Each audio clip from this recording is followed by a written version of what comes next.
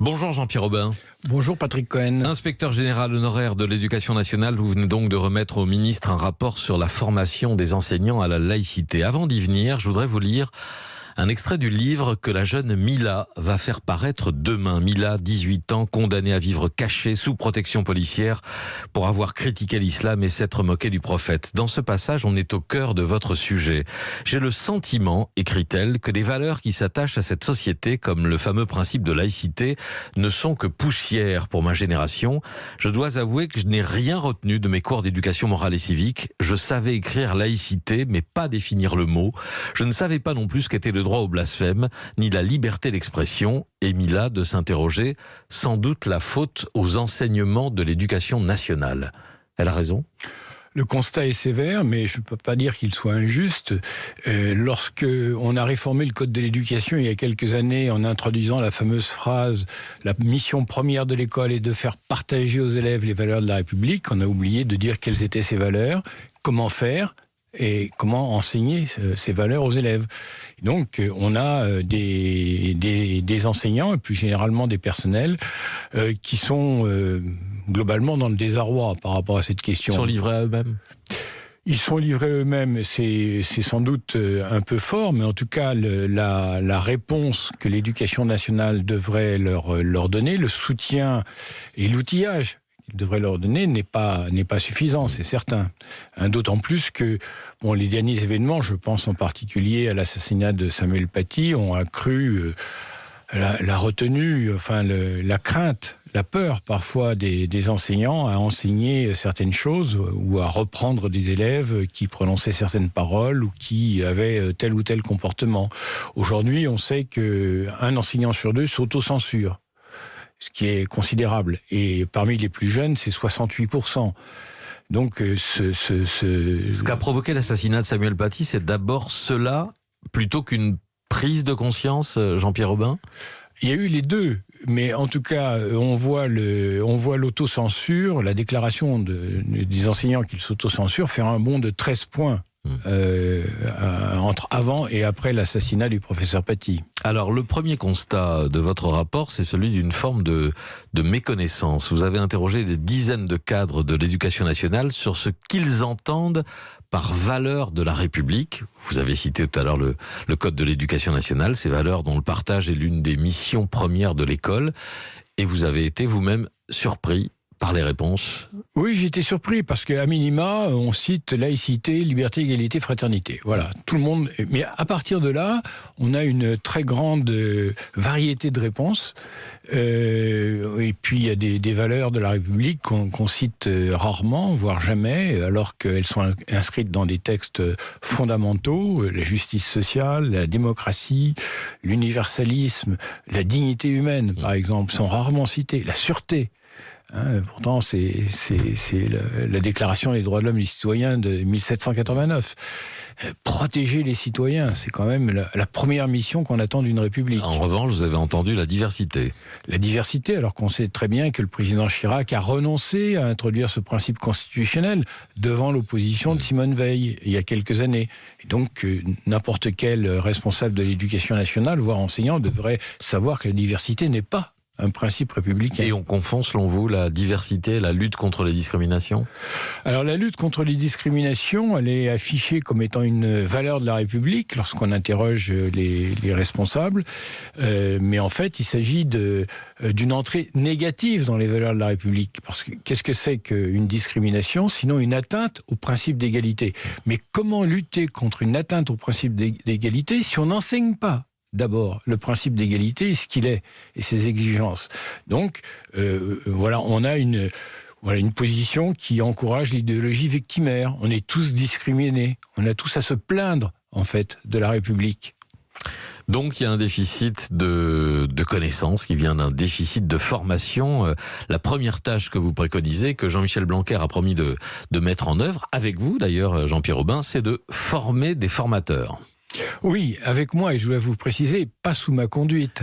C'est pas moi qui suis chargé de mettre en œuvre ce plan, mais d'en assurer le suivi, de faire un rapport au ministre en décembre. Supervision, vous ferez un nouveau rapport à la fin de l'année. C'est ça. Mais chacun dans ses responsabilités, les recteurs, les inspecteurs d'académie, les directeurs de l'administration centrale sont chargés de mettre en œuvre les propositions de mon rapport.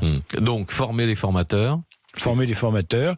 On va vraisemblablement déléguer à un grand établissement d'enseignement supérieur cette tâche de former 1000 formateurs dès la rentrée prochaine.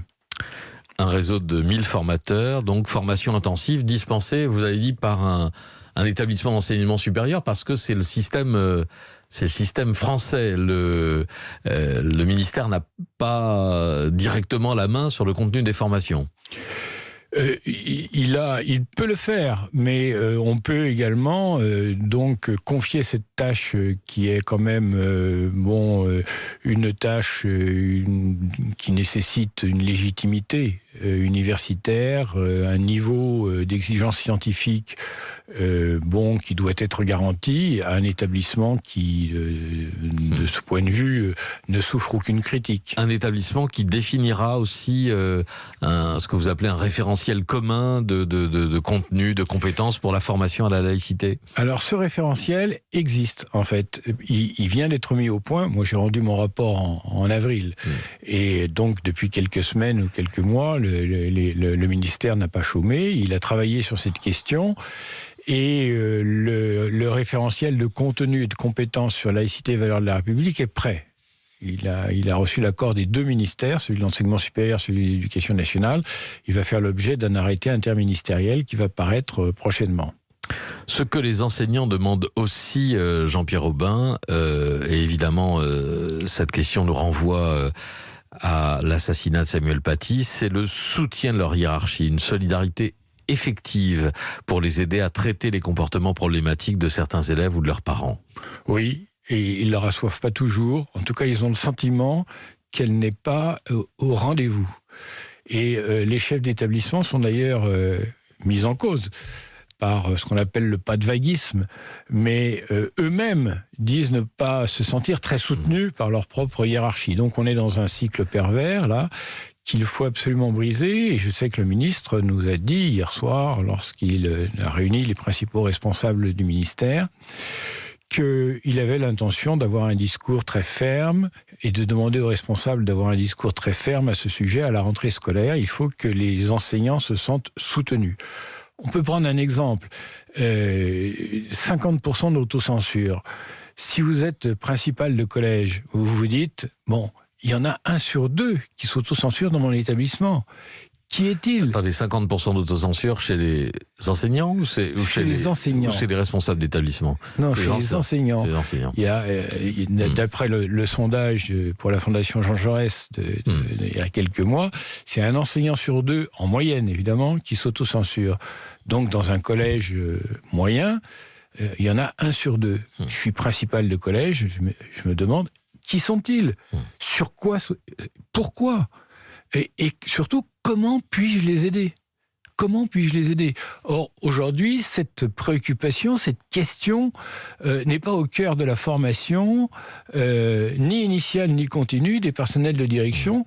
On pourrait dire la même chose des inspecteurs.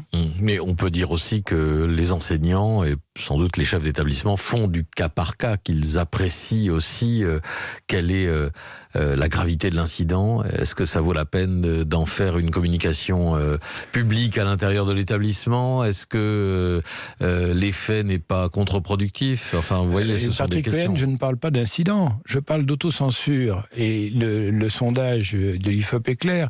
Vous est-il déjà arrivé dans votre carrière de vous autocensurer par peur d'incidents avec des élèves ? Pas parce qu'il y a des incidents, par peur d'incidents. C'est-à-dire qu'on prend les devants par rapport à un risque aujourd'hui. Vous voyez ? Et donc, cette démission collective doit absolument être prise en compte, combattue et être au cœur de la formation des personnels de direction, des personnels d'inspection qui doivent encadrer et surtout aider les enseignants. On n'est pas dans une perspective d'aide. approprié. Pour éviter le pas de ce que vous appelez le pas de vaguisme, c'est-à-dire le fait de dire pas de vague, et ce dont vous donniez de nombreux exemples dans votre ouvrage, comment l'islamisme a envahi, conquis, a pénétré l'école, paru il y a quelques mois. Oui. Merci beaucoup Jean-Pierre Aubin, auteur d'un nouveau rapport Aubin qui cette fois ne restera pas dans un placard, contrairement au précédent, celui qui avait été remis. Ça me change. Ça vous change et j'imagine que ça vous satisfait aussi. Tout à fait. Et puis je signale, puisque j'en parlais il y a un instant, que le livre de Mila paraît demain chez Grasset sous le titre « Je suis le prix de votre liberté ». Merci à vous.